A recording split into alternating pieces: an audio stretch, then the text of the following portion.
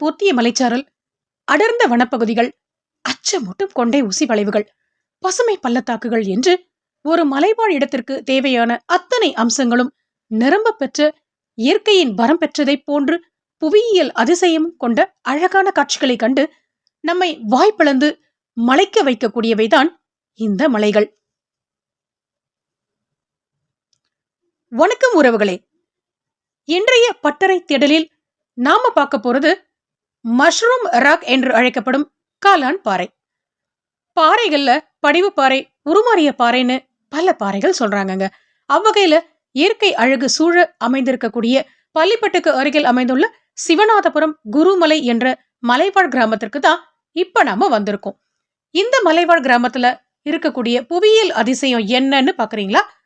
Mushroom என்று சொல்லக்கூடிய காளான் வடிவத்தில் இருக்கக்கூடிய பாறையைத்தான் பாக்குறதுக்காக நாம இப்ப வந்திருக்கோம். இதுதாங்க, இதுவேதான் மிகவும் செங்குத்தான மலைப்பாதையில சிரமப்பட்டு பயத்தோட கார்ல பயணத்தை வந்த நாங்க மலை ஏறி வந்து கடவுளை கண்ட பக்தர்கள் போல இந்த காளான் பாறையை கண்டதும் பரவசமடைந்தோம். அவ்வகையில வேலூர் மாவட்டம் பள்ளிப்பட்டுக்கு அருகே உள்ள சிவநாதபுரம் அடுத்த குருமலை என்ற மலைவாழ் குடிமக்கள் நிறைந்த ஒரு சிறிய மலை கிராமமாக இருக்கக்கூடிய இந்த ஊர்ல தான் இவ்வளவு பெரிய காளான் பாறை அமைந்திருக்குங்க. ஆடை காத்துல அம்மிக்கல்லும் பறக்கும்னு சொல்லுவாங்க. ஆனா அது அம்மிக்கல்லா இல்ல அம்மை நோயா அப்படிங்கறத பத்தி நாம தான் சிந்திக்கணும். எறும்பு ஊற கல்லும் தேயும்னு சொல்லுவாங்க. இந்த பழமொழிகளை கேட்கும் போதெல்லாம் உண்மையிலேயே கல்லு கரையுமா, காத்துக்கு அவ்வளவு பெரிய சக்தி இருக்கா அப்படின்னு நான் ஆச்சரியப்பட்டிருக்கேன்.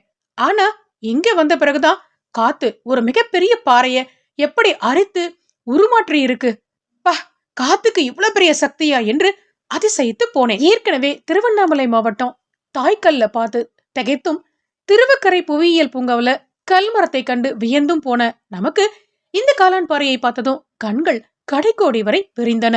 மிக பெரிய பாறையினுடைய மென்மையான அடிப்பகுதி காற்றில் உள்ள மண் துகள்களால அரைக்கப்பட்டு தூண் போன்று சிறிது மெலிதாகவும், மேல் பகுதி கடினமான துகள்களால் ஆனதால காற்றினால் அரிக்கப்படாமல் விரிந்த குடை போன்று பெரியதாகவும் அமைந்திருக்கு. இந்த அமைப்பு பாக்குறதுக்கு காளான் போன்று இருக்கிறதுனால இந்த பாறைய காளான் பாறை அப்படின்னு தான் சொல்றாங்க. இஸ்ரேல் நாட்டு கைகோல் பார்க்லையும், இந்தியாவில தார் பாலைவனத்திலையும், தமிழ்நாட்டுல கிருஷ்ணகிரி மாவட்டம் மற்றும் திருப்பத்தூர் மாவட்டத்திலையும் இது போன்ற காளான் வடிவ பாறைகள் இருக்குன்னு தொல்லியல் ஆய்வாளர்கள் சொல்றாங்க. உங்களிடமிருந்து விடைபெறுகிறேன். உங்கள் முளைப்பட்டறை முனைவர் இளவரசி. வாய்ப்புக்கு நன்றி.